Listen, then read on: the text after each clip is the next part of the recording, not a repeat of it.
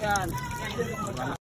Ngayong araw nga mga kaprobinsyano, magluluto na naman tayo ng isang mabisang ulam. Pero bago nga ang lahat, tihatid ko muna sa school yung aking prinsesa. Sa mga oras kasi na ito mag-aalaunan na ng tanghali. Wala naman daw silang masyadong gagawin at sila magpa-practice lang naman. Malapit na rin kasi yung intrams sa kanilang school. Pagkahatid ko nga sa aking prinsesa, eto at napadaan na nga rin ako dito sa bagsakan ng isda. Bumili nga lang pala ako ng isang pirasong isdang dalag pero tumitimbang ng 1 kilo. Pagkabili ko nga agad-agad na rin akong umuwi ng bahay para malinisan na natin itong ating nabiling isdang dalag. Yung mga ganitong sukat nga mga kaprobinsyano ang masarap na gawing luto. Kung hindi sinampalukan, pesa. Pero dahil nailuto na nga rin natin yung mga yon, para medyo maiba naman gagawin natin itong fish curry. Ito nga palang isdang dalag mga kaprobinsyano, isa sa kinahihiligang ulam dito sa aming lugar dahil ito kadalasang lang nahuhuli sa mga sapa o irrigation. Pero pasintabi na nga lang din po pala sa mga hindi kumakain nito dahil para po kasi sa iba ito po malansa. Pero kapag nailuto mo naman ito ng maayos, talagang masisihan ka rin sa lasa. Talagang tiyagaan lang din pagdating sa paglilinis. Nilamas ko pa nga ito sa asin at suka para maalis yung lansa. Alam nyo ba mga kaprobinsyano, yung presyo ng gulay ngayon pagkamahal na rin. At ilang piraso nga lang yung aking nabili. Bukod sa siling maanghang na pagkamahal ngayon, talagang humahabol din yung mga ibang klaseng gulay. Ako ngayon napapaisip isa na lang yata ang bumababa ngayon.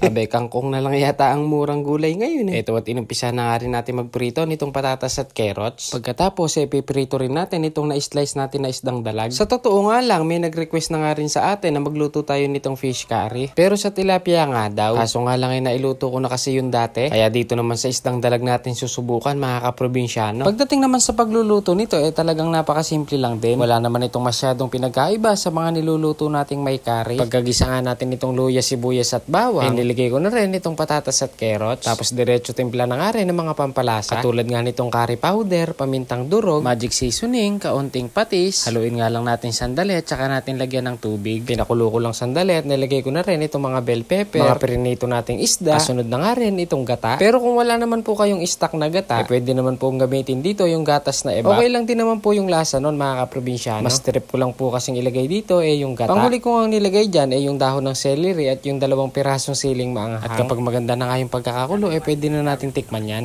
Fish curry na dalag.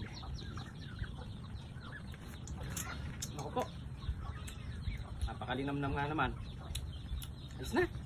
Goods na. At dahil goods na nga yung lasa ng ating ulam, tara po't hanguin na natin mga kaprobinsyano. Ayun mukhang mapaparami na naman yung kain natin nito Sa sabaw pa lang ulam na. Tara po't samahan nyo na po kaming maghapunan mga kaprobinsyano. Kain na po tayo mga kaprobinsyano. Ay, laki ng ulo ng dalag. Dalag curry.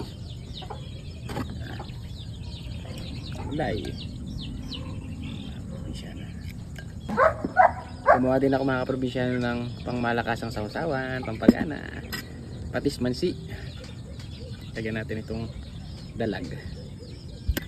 Kain po tayo. Dalag curry. Fish curry. Tingnan nyo ng mga kaprobinsyano yung ulo. Napakalaki. Kain po.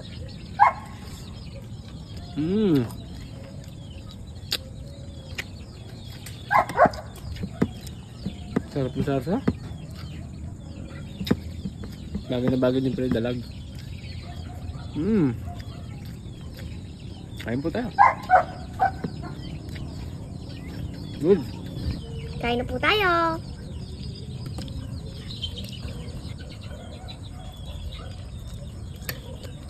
Sarap.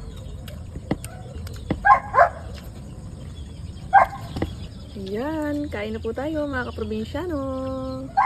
Yun, nakahabol sa hapunan.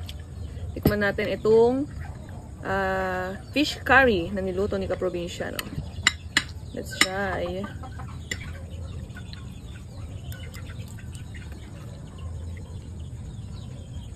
Yun bagay na bagay din po pala sa dalag na iluto bilang curry.